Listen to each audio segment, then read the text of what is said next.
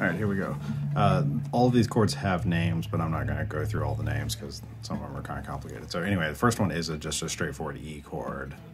Just, and then the next chord, I'm going to slide my first finger up to the 4th fret, and this is kind of like a D shape, you know, that shape, just like that.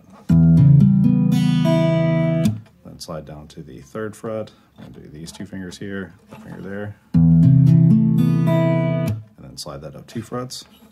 And you do that again, and the rhythm on this is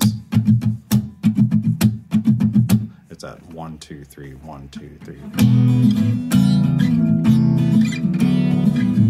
and then every now and then you have a bar of 2 that creeps in. So just listen to it for that.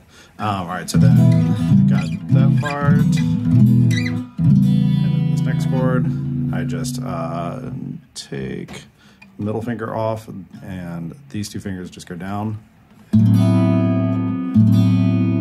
that,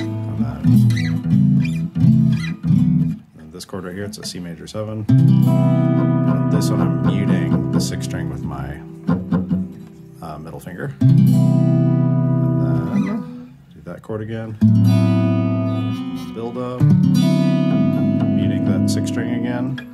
And then this is a nice little transition because you just go this G chord, and then go back a fret, bring these 2 fingers down, mute the 6th string, slide that up 1 fret, and then do this chord again. Repeat through that.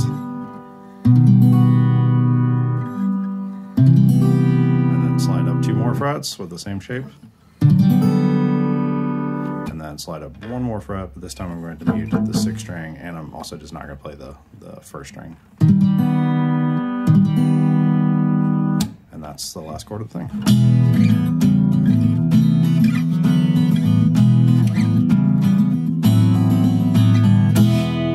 Like that. Hope that helps.